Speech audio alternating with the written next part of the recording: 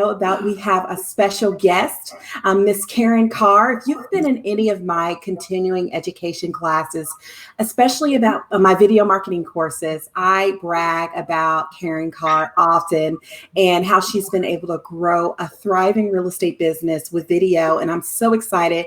We're going to be picking her brain today. Let me let you know a little bit about Karin. She helps real estate agents attract a steady stream of income, a steady stream of new clients as well. With her YouTube courses, she can show you how to dominate your market with video. She has a book, YouTube for Real Estate Agents, and she's also a very successful real estate professional down in Savannah, Georgia. So we are so very excited to have you here today, Karin. I have all my questions here, and I can't wait to get started. Thank you for being here with us. Well, thank you for asking me. And I was so humbled when I found out that you were using me as an example in your CE classes. So, wow, Yeah. Thank you so much. Oh, no. Yes, definitely. It's my pleasure. And Karin, this isn't our first rodeo. I've interviewed you in the past for my podcast, Branding with Purpose, and you just gave so much good information. I just could not pass up another opportunity to share value within this Facebook group and also all those who are watching the replay as well. So thank you so much. I want to first start off, just, let's get to how you're doing with all the craziness happening. How are you handling everything? How is life for you right now?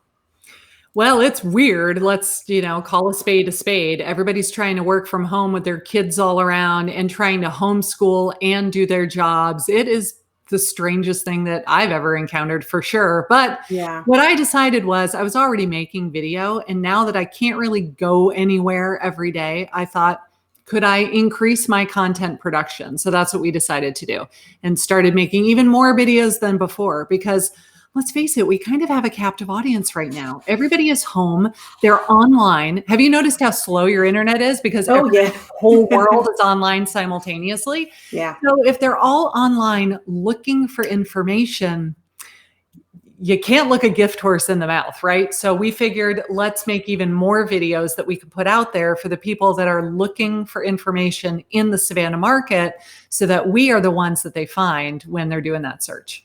Absolutely. That is such a smart idea. There's a lot of things that I am sort of, annoyed by. I can't, we were talking about that before we locked on. Everybody's struggling with hair and nails and just all the things us ladies like to do. And right now I am grateful for, despite the inconveniences, I'm grateful for the time that we have. And so, yeah. Let's get into just how you got started with video. Tell me about Sure. what was your inspiration to start, and how did that unfold for you? It's so funny that I stumbled on it by accident. I was living in the North Atlanta suburbs, and I was blogging. And I really enjoyed blogging because I hate cold calling with a passion. And I would rather write for an hour a day than call expireds or FSBOs. So I would write these great blog posts and put them on my website, and it was working. I was getting people that would say, hey, I did a Google search and I found you. We want to buy a house. Will you help me? And I read something, just some random statistic that said, if you embed a YouTube video on your blog post, it was 43 times more likely to show up on the first page of Google search results. So I didn't have any YouTube videos at the time. And so I just went to YouTube and searched for videos from the Chamber of Commerce or the local tourism board. And I would take their videos, like, as long as it was it was a competitor. I didn't want to drive traffic to their channel. But if it was the Woodstock, Georgia tourism board, where they had like a drone video of the downtown area, I would copy that and embed it into the blog post. And then we moved from Atlanta to Savannah. And I got a call where somebody said, oh, excuse me, I'm getting ahead of myself. So first I was using their videos, but then I thought, well, I should just make my own videos. I mean, how hard would it be? So I started making videos that were nothing, like filming with my phone, no lighting, no sound, no editing, no graphics, like bare bones minimum videos. And then we moved to Savannah. So we're not even here 5 days. and I get a call from somebody that says, I found your YouTube channel. I've watched all of your videos. I feel like I know you already. We're selling our house in New York. We're moving to Georgia. Will you help us? And he was talking about Atlanta, unfortunately, not Savannah. So I was like, you couldn't have called me a month ago. I just relocated. But I referred him to somebody else. And then I thought, he said, I feel like I know you already. So I thought, okay, if I'm not even doing a good job with video, I don't have any consistency, I don't have any schedule whatsoever, I'm just randomly making these videos when I feel like it, and I got a lead from it, how much more effective would it be if I actually had a consistent schedule and a strategy? So since I was new in town, I thought, I'm going to make one video a week. I'm going to make one a week, and I'm going to post it every week on Monday. And let's just see what happens.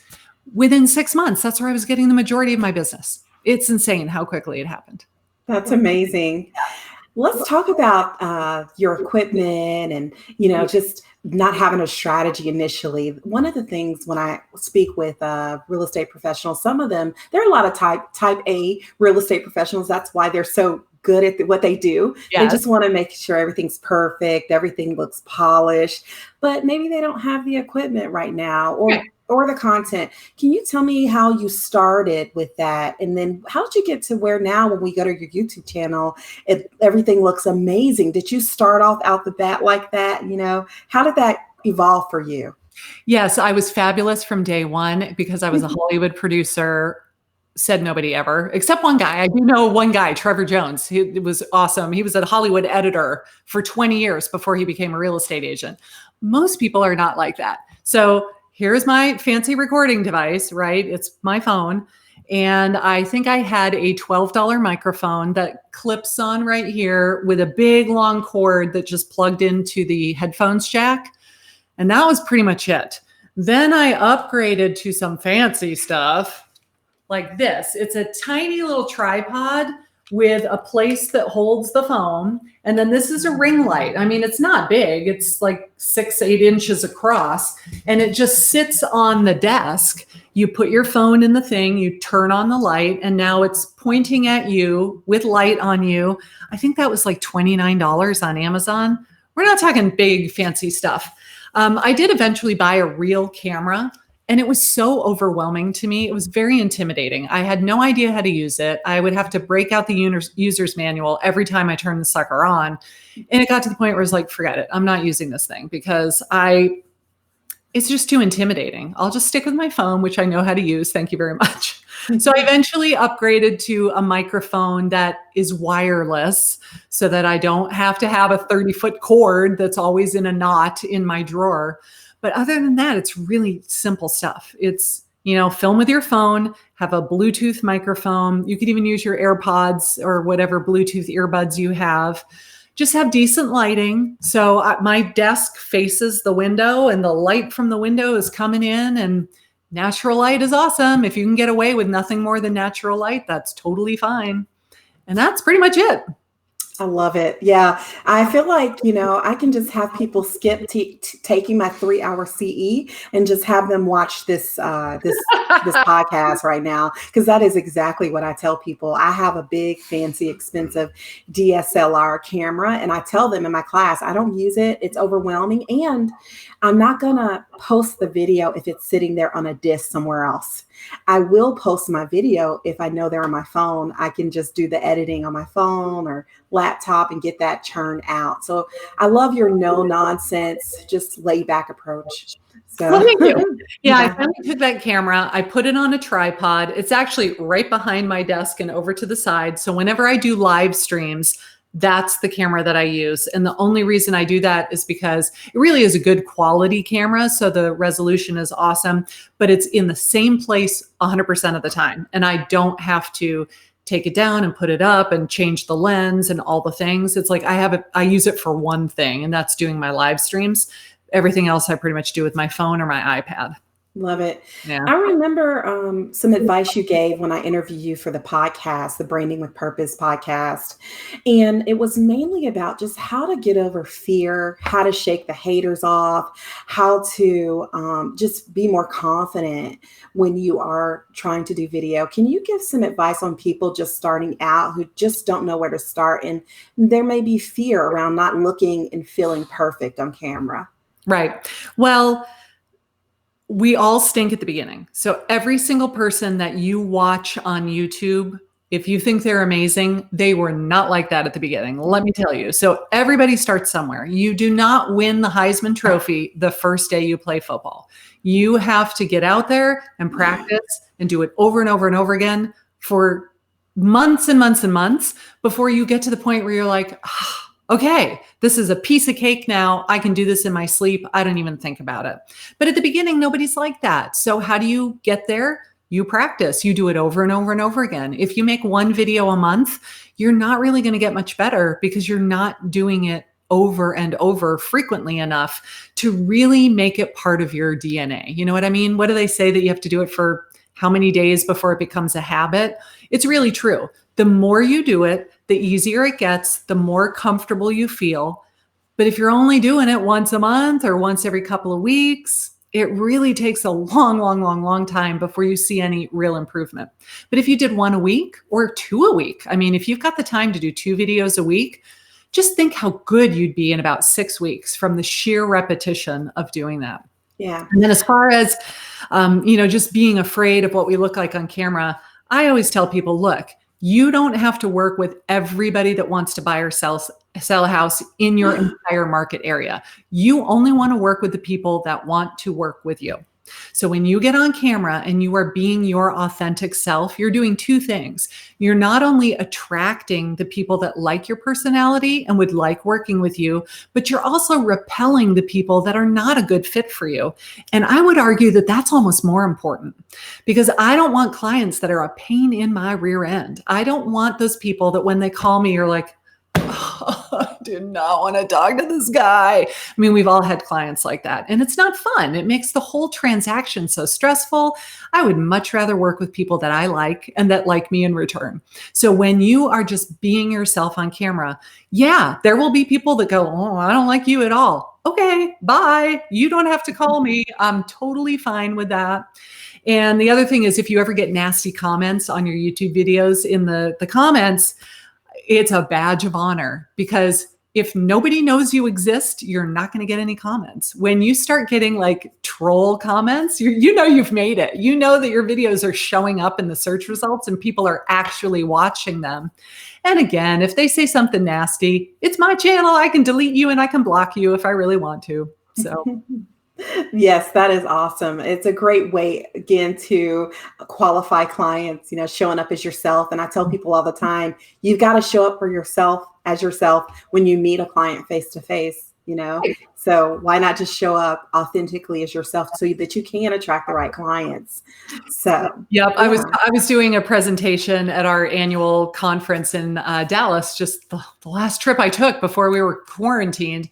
And he said, if you got a new client, do you show up with a bag over your head and those voice disguising thingies like you're a witness for the FBI? No, like they're going to see you when you meet them in person. So what's the difference if they see you on a screen or standing in front of them? You look the same. Yes, I'd love to talk about content. And like I said before, I am in the Karin Carr fan club because like I said, I do brag about you quite often. You are part of one of my, I teach video marketing strategies to real estate professionals. It's a continuing education class. Could you please bring that to Savannah, by the way? I would love to attend that. And every time I get your emails about it, I'm like, oh, I can't go that day. And it's a 4.5-hour drive, but I would love to. But now I'm teaching virtually, so maybe you can join us virtually. Yeah. So one of the things, you are part of that presentation, you're embedded in the presentation. And one of the videos that we do a case study on is the video. You're really giving the difference, buying a home versus building a new home construction, buying a home that's already there. And it's an awesome video. I love it. I even love the bloopers at the end because it drives that point home that perfection never happens. It doesn't happen to anybody.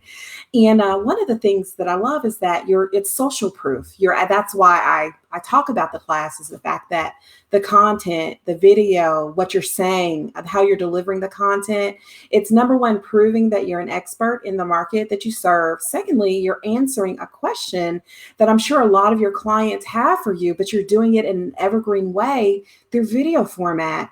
So I'd love to talk about, content, how to come up with ideas like that, and how that has really benefit your entire video marketing strategy. Oh, it benefits it so much. What I really like to drive home is that you don't have to be an all-purpose real estate agent who will work with any type of person in any part of town, in any type of transaction. If you can pick a specialty and that is your niche, when you niche down like that, it suddenly becomes so much easier to think of content for that person. For instance, if you are working with, I work a lot with military relocation. So military that have gotten orders to come to Savannah, they're working at Hunter Army Airfield or Fort Stewart. I know what those people want to know about because they're transferring into town. They've never been here before. They don't know anything about it. They want to know where they should live. They want to know how a VA loan works. They want to know how much they need for the down payment and what are closing costs. And they have all those kinds of first-time buyer questions, but then they're all wrapped around military in particular. So it makes it really easy for me to come up with ideas for content because I know who I'm talking to. I wouldn't make a video about selling your luxury listing to somebody that's moving to Savannah and they're 25 years old. So it helps you come up with your content strategy when you know who you're talking to, but it also helps attract that person because you're putting the content out there. They're doing a Google search to find information. They find your video. It's kind of like it draws them in like a tractor beam. And when they watch the video, if they liked you, they watch another one, and then they watch another one, and then they get to trust you. And then when the time comes to actually buy a house, they reach out to you and they don't even interview anybody else because you've earned their trust by giving them all of this information so freely and not asking for anything in return.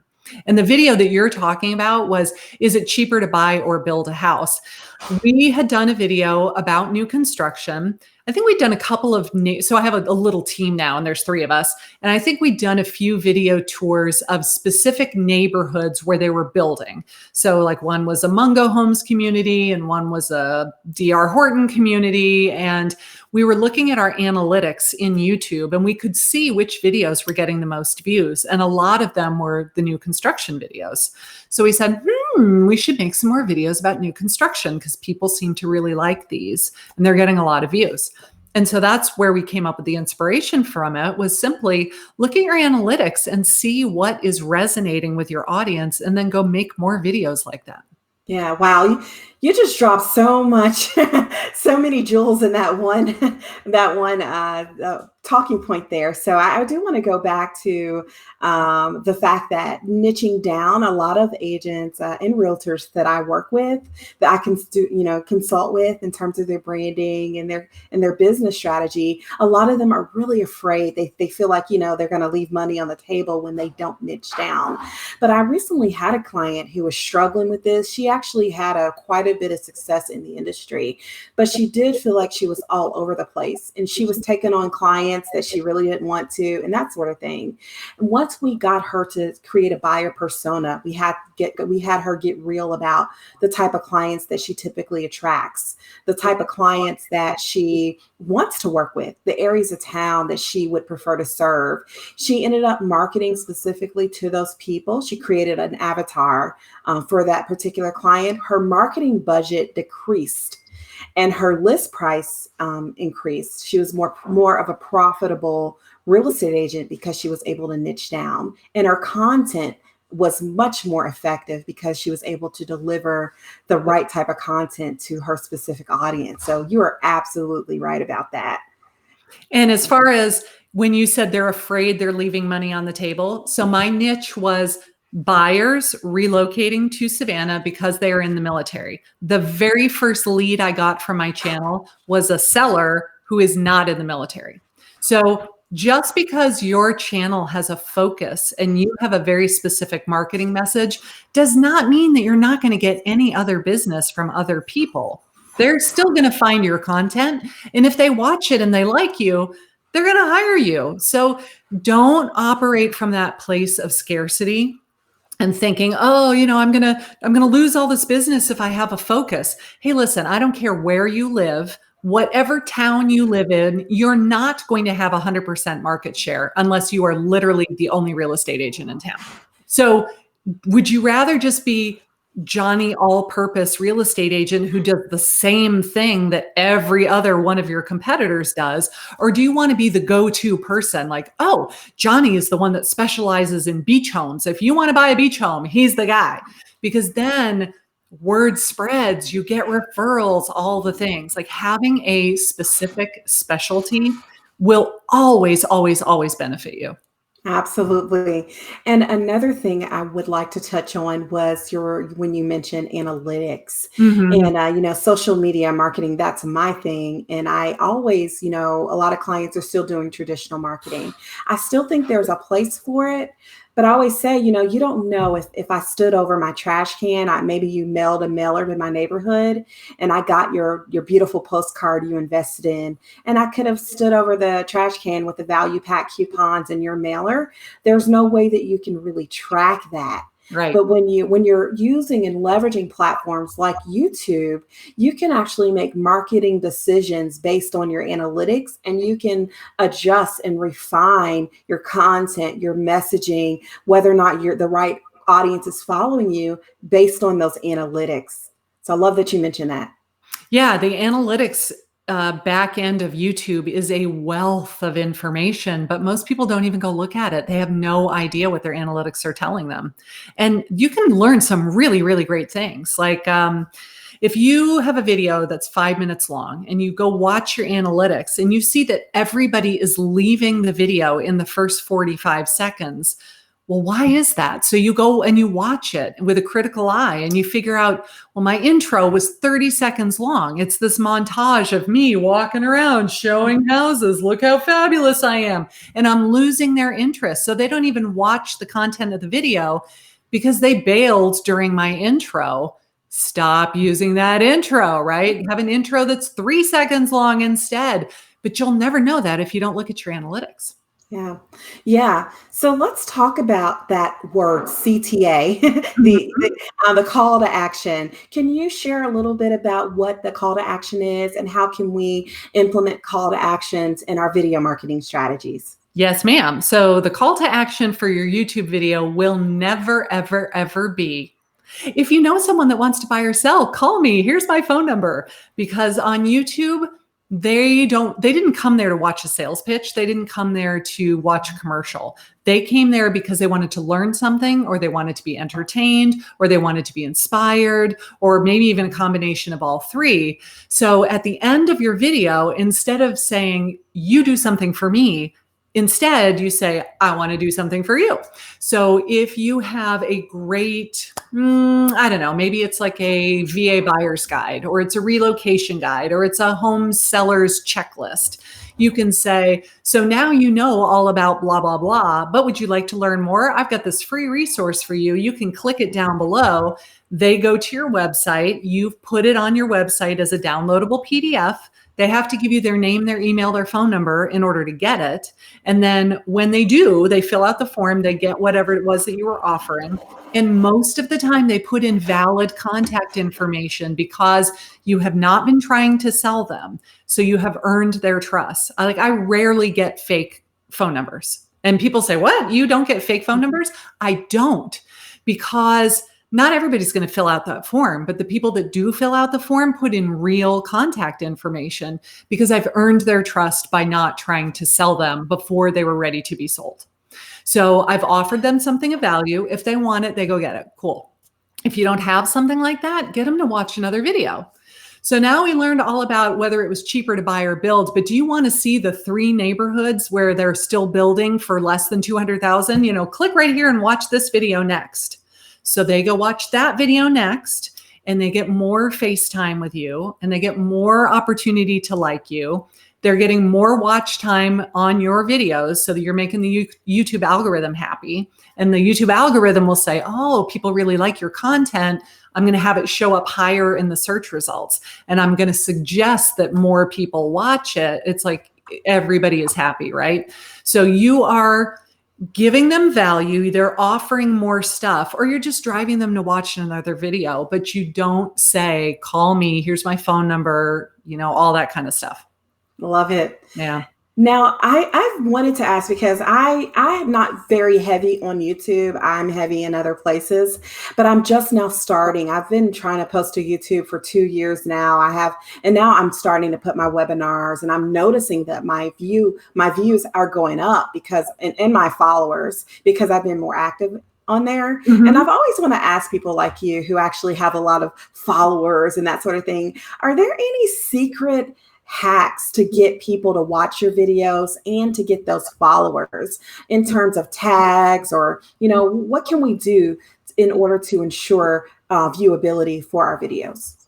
Well, in order to get followers, you have to be consistent. It's kind of like a TV show. If the TV show is on every Thursday night at 7:00, but you don't show up every Thursday night at 7:00, you show up maybe every third Thursday. And sometimes it's at 4 and sometimes it's at 10, but it's not usually at 7. They never know when you're going to show up. So there's no real reason for them to follow you. So you've got to pick what your content upload schedule will be, and then be very, very consistent. Then you have to deliver good value. So when they watch the video, it's got to be interesting. It's got to be informative and fun, and they like your personality, and you're not trying to sell them. You're just delivering all this information. They're naturally going to want to follow you because it was good information. Now, I find that 80% of my views do not come from subscribers. So the vast majority of the views on my videos are coming from people who have not subscribed to the channel. So subscriber count really, it's great to say I've got 7,000 subscribers, but that's kind of a vanity metric. It really doesn't have anything to do with how many leads you will get from your channel. Instead, you want to get them to binge watch your content. I want them to watch one video and then watch the next one and then watch the next one. Then they might pick up the phone and call me. They weren't a subscriber, but I got their business and they signed an exclusive buyer brokerage agreement to work with me. So I'm happy. So followers are great, but they don't have to be subscribed to the channel in order to still be effective and get you business. But then how do you get them to watch the video? That is the secret sauce, isn't it? Because if the video is 5 minutes long, but they only watch 30 seconds of it, it's probably not going to be effective. So you need to learn some editing skills or hire it out. If you don't want to do it yourself, there are people on Fiverr that would be thrilled to edit your video for $10. So just edit it or hire it out. Make your video. And I usually just press start. I record the whole thing, mistakes and all, press stop, and I have one file. Because if you keep going start, stop, then you have like 19 different clips and you can't remember which ones were the good ones and which ones were the ones to get rid of. So I just do it in one big long take. And then you can send it to the editor and say, here's my intro, here's my logo, these are the colors that I want, put some fun music behind it. I want you to have lots of B-roll. And B-roll is when you are showing something else on the screen. We hear your voice, but we're looking at something different. So let's say that you're doing a neighborhood tour and you're talking about how great their community pool is. We're looking at the pool, but we hear your voice. The shot of the pool is the B-roll. So you tell the editor, I want some B-roll. They can use stock footage that they can get all over the internet, or you could shoot it yourself. So if you're at that neighborhood doing the video tour, you just, take a little pan across the pool and then you show the playground and the clubhouse and all the things, and give that all to the editor and let them put it all together for you. If you like doing it and you want to do it for free, you're just going to have to learn how to do it. But you want to change up the shot about every 5 seconds. Like, people just don't have an attention span these days. So if you can change up what they're looking at, even if it's like close up and then zoom back, and then I'm off to the side because over here I've got some graphics popping up on the screen, and then B-roll, and then I don't know, just something that pops up to keep their attention. That's how you keep their attention, keep them watching. Keep it fast paced. It's moving along. There's not a lot of dead air. There's not a lot of pauses. I see people that are like reading a script and they look down at their script and then they look back up again. It's like, you can cut that out. Nobody needs to see you look down at your notes. Just stop talking, look down at your notes, look back at the camera and start again. And then we'll take that part out. And that way you keep the video fast paced. And then my favorite trick is to end it really abruptly. If you say, thank you so much for watching. I hope you found this enjoyable. If you liked it, be sure to give it a thumbs up button and, comment down below and da-da-da-da. You're giving huge signals that, hey, dummy, the video is over. So they're just going to leave. But if you say, like, all of a sudden you end the video of, so we were talking about new construction, and you say, you should watch this video next where I did a tour of the D.R. Horton community in wherever it is, Pooler, Georgia, where you can get a brand new home starting at $195. And it's kind of like, oh, the video just ended. I didn't know we were there yet. But they end up watching it all the way to the end because they didn't know you were about to stop. So don't give clues that you're wrapping up the video either. Because if you can keep people watching to the end of the video, the algorithm is going to love you, and they are absolutely going to suggest your content to more people in the future. I love that. One last thing. And I promised we'd have a 30-minute interview today, but Karin, I feel like I can talk with you all day long about this. You're just this is such a fun interview, and I really enjoyed it. So I have one last thing. You have really made me look like a superhero to the clients that I consult with. And one of the things that I kind of snuck from you during our last interview was the fact that you batch your content, and you've been doing it since the beginning. You said that you had a goal of publishing a certain amount of videos, and you had the time to batch. And so I actually give that as a suggestion to my clients. So I've been batching content. I record on Saturday mornings about 4 videos, change my top, but I owe it all to you. So I wanted to say thank you and You're find so out welcome. if that's still a suggestion that you give to your students and the other agents that you work with. Batching is the greatest thing, because I can't tell you how many of my coaching students will say, oh, I didn't upload a video last week because I got sick or I got really busy. I had all these closings. It's like, well, that's awesome, but you can't just skip a week of content because you were busy or you caught a cold or whatever the case may be, because life will always get in the way. Always, every single week without fail. Life's going to get in the way. So do yourself a favor. If you're going to get up and you're going to do your hair and you're going to get all camera ready and you're going to turn on the light and you're going to turn on the microphone, record several videos back to back. That way, one day a month, you sit down and you do your research of, what should I make videos about? What do people want to learn about? You come up with your 4 topics, and then you just make an outline. You don't have to write a whole script. Just say, okay, if I talk about this, I need to hit these 5 bullet points. And then the day that you're going to record, let's say that it takes you 20 minutes per video. We're talking like an hour and a half. It's not an all day thing. An hour and a half to make content for an entire month is time well spent, especially if you don't do the editing. So I finally hired a virtual assistant in the Philippines that does all my editing for me. So I record all the videos. I send them to her. She does all of the work and sends it back to me when it's done.